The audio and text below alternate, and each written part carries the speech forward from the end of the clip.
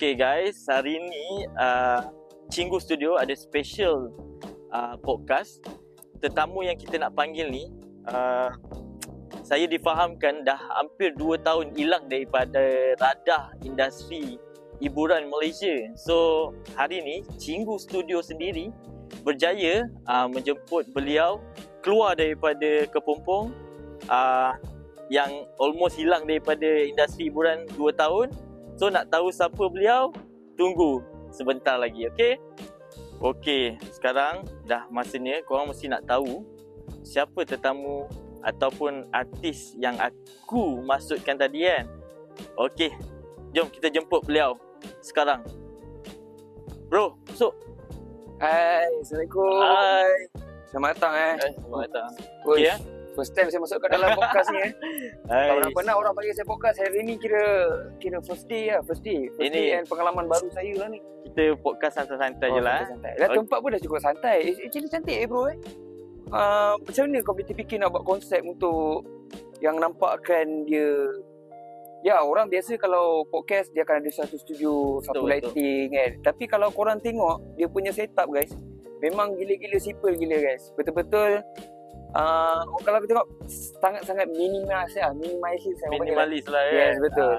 Betul. So sebenarnya idea location podcast hari ni kita nak introduce atau lebih kepada kempen kesedaran lah kan. Okey, kesedaran. Awareness asyik kita tengok bangunan, batu bata. So aku nak bawa penonton termasuk tetamu special kita hari ni supaya hari ni kita lebih santai dan lebih mesra dan dekat dengan alam semula jadi. Faham. Jadi hari ni kita boleh minum ke? Boleh tapi sorry lah Cik Ahmad Fadli. Kita ni hanya prop saja. Oh, ni prop saja. Ni semua daripada saya kan dah boleh minum. Barang-barang sponsor yang kita terima hari ni Okey. Kita borak panjang tapi aku lupa nak perkenalkan siapa tetamu kita hari ni. Untuk pengetahuan korang, tetamu kita hari ni adalah Cik atau nama komersial dia lah. Nama Ahmad dalam Fadlin. Industri hiburan adalah Ahmad Fadlin. Ya, betul. Yang terkenal dengan lagu Mimpi atau Reality? Mimpi atau Reality. Atau Reality. Yeah.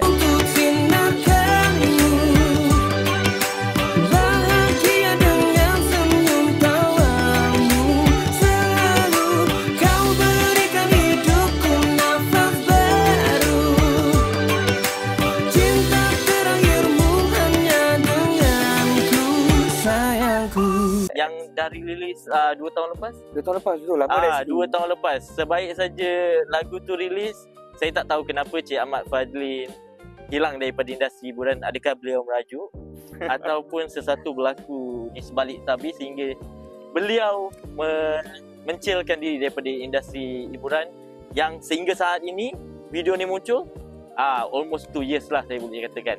So sebelum tu saya let our guest introduce diri dia dulu supaya korang lebih kenal dan mana tahu anda akan dapat peminat baru hari ni. So Cik Ahmad Fadlin boleh perkenalkan diri semula? Okey, boleh. Hai guys, saya Ahmad Fadlin.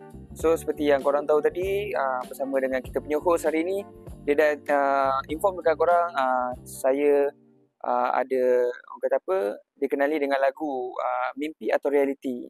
Actually sebenarnya tak ramai yang tahu yang lagu Mimpi atau Reality tu saya yang nyanyi. Betul. Sebab bila saya buka, diorang cakap, awak ke penyanyi dia? Betul. Penyanyi dia? Saya macam, cakap, korang tak tahu ke? Tak, sebab kita orang biasa dengar kat dalam radio je. Betul. Cik, untuk pengetahuan Cik Ahmad Fadlin sebelum ni saya memang banyak dengar lagu tu diputarkan di radio Era, On FM dan juga lain-lain channel televisyen. Tapi saya jatuh cinta dengan lagu tu, tapi bukan dengan tuan je lah. Jatuh cinta dengan lagu tu, tapi masalahnya saya was-was siapakah penyanyi sebenarnya. Dan akhirnya saya tampil lagu yang saya jatuh cinta tu 2 tahun lepas, owner dia ada di sebelah saya. Ya guys.